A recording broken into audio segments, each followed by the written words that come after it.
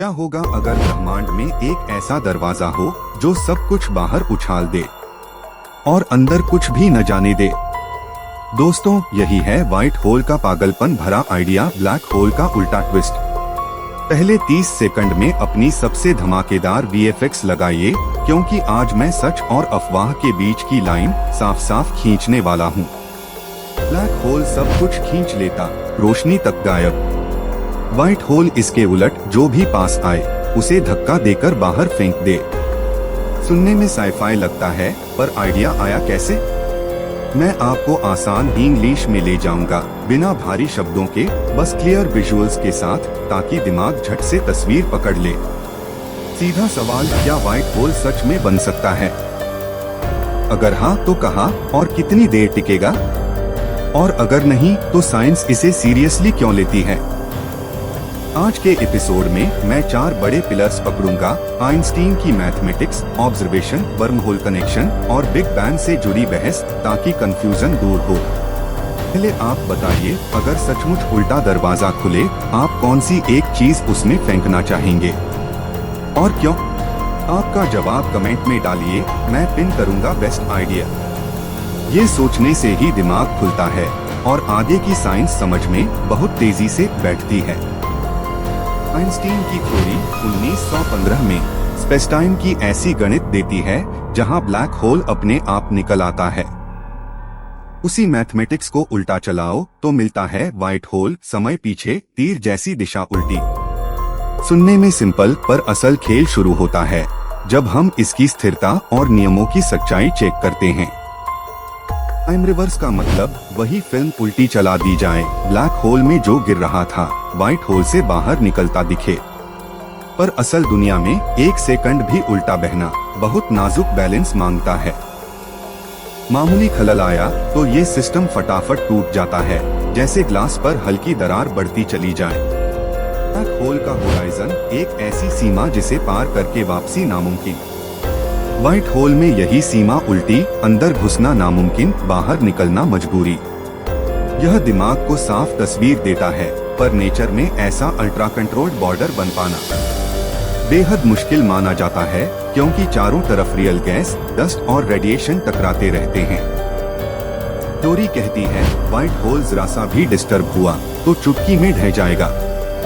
बाहर से आती धूल का एक कण तक इसकी परफेक्ट उल्टी बहाव वाली मशीनरी को बिगाड़ देता।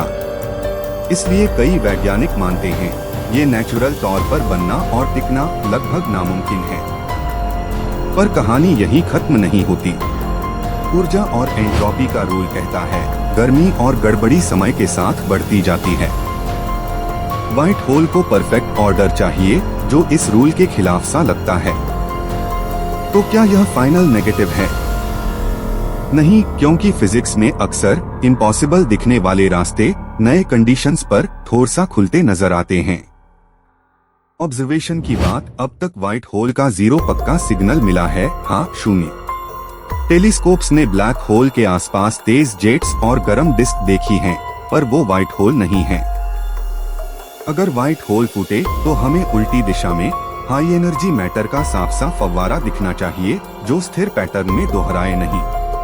2019 में EHT टेलीस्कोप ने ब्लैक होल की पहली डायरेक्ट इमेज दिखाई, रिंग जैसा ग्लो। पर ऐसी कोई तस्वीर व्हाइट होल की नहीं दिखी। अगर कभी दिखेगी तो घड़ी उल्टी बहती नहीं दिखेगी, पर आउटफ्लो का सिग्नेचर बेहद अनोखा होगा, ऐसा जो पास की गैलेक्टिक जेट्स से साफ अलग पहचाना जा सके। कई लोग पूछते हैं, क्या gamma ray bursts white hole हो सकते हैं? ये फ्लैशेस बेहद एनर्जी छोड़ते हैं, पर उनकी कहानी मरते तारों या टकराती न्यूट्रॉन स्टार्स से जुड़ती मिलती है, यानी सोर्स अलग। व्हाइट होल वाले आउटबर्स्टर अगर हो भी तो उनका टाइम प्रोफाइल और स्पेक्ट्रम बिल्कुल नई श्रेणी जैसा दिखना चाहिए। 1935 में आइंस्टीन और रोसेन ने एक ब्रिज का आइडिया रखा, आज जिसे वर्महोल कहते हैं। थ्योरी में ऐसा ब्रिज एक और ब्लैक होल जैसा एंट्री और दूसरी ओर व्हाइट होल जैसा एग्जिट बना सकता है। सुनने में रोमांचक है, पर ये टनल स्थिर रहे उसके लिए अजीब सी मैटर की जरूरत पड़ती है। इंडिस्ट्रक्टेबल वर्महोल को एक्सोटिक मैटर चाहिए जिसकी इफेक्टिव एनर्जी नेगेटिव हो। नेचर में ऐसा सामान पक्का मिला नहीं। लैब में छोटे छोटे इफेक्ट दिखे हैं, पर स्पेस स्केल पर ये करना फिलहाल हमारी टेक से बहुत दूर है। इसलिए व्हाइट होल को वर्महोल एग्जिट मानना अभी सिर्फ एक स्मार्ट हाइपोथेसिस है। क्वांटम ग्रेविटी कहती है बहुत छोटे स्केल पर स्पेस टाइम खुद थरथराता है। ऐसे में परफेक्ट उल्टा बहाव वाली मशीन यानी व्हाइट होल पैदा होते ही क्वांटम नॉइज से गड़बड़ा सकता है। ये थ्योरी अभी अपूर्ण है, पर संकेत साफ हैं। नेचर सादे उल्टे सीधे स्विचेस से थोड़ा ज्यादा जटिल खेल खेलती दिखती है। एक और ट्विस्ट, ब्लैक होल धीरे धीरे हॉकिंग रेडिएशन से हल्का होता है। अगर आखिर में ये फूटा तो क्या आखिरी झोंके को हम व्हाइट होल जैसा आउटबर्स्ट समझ लें?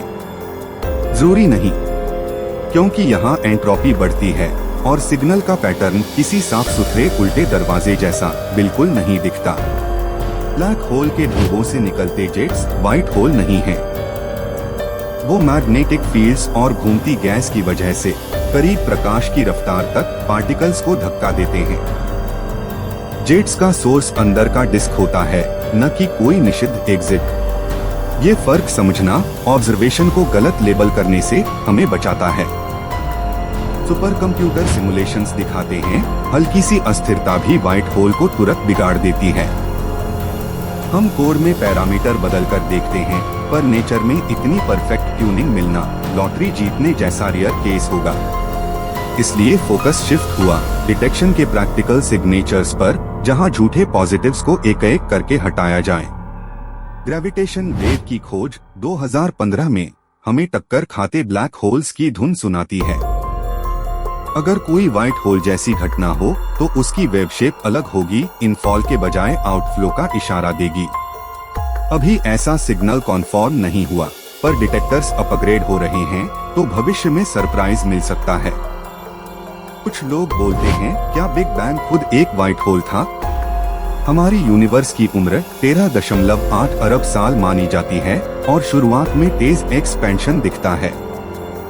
पर यहाँ कोई बाहर धकेलता एग्जिट नहीं, बल्कि खुद स्पेस का फैलना खेल रहा था। इसलिए ये समानता सतही है, पूरी तस्वीर नहीं। कॉस्मिक माइक्रोवेव बैकग्राउंड बताता है शुरुआती ब्रह्मांड कैसा था, हल्का सा नॉइज, टेम्परेचर में महीन उतार चढ़ाव। ये पैटर्न व्हाइट होल एग्जिट की सिग्नेचर लाइट जैसा नहीं दिखता।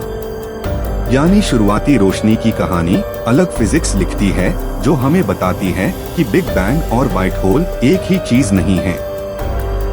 फिर भी ओपन माइंड रखें, क्या बहुत छोटे माइक्रो लेवल व्हाइट होल पलक झपकते बनते बिगड़ते हों?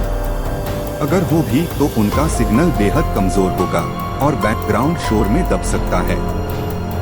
इसलिए हमें स्मार्ट डिटेक्शन स्ट्रेटेजीज चाहिए, trigger based alerts, multi telescope cross checks और डेटा का रोबस्ट फ्यूजन। तो वर्डिक्ट क्या है? मैथमेटिक्स कहती है हाँ, व्हाइट होल ब्लैक होल का टाइम रिवर्स्ड सॉल्यूशन बनता है।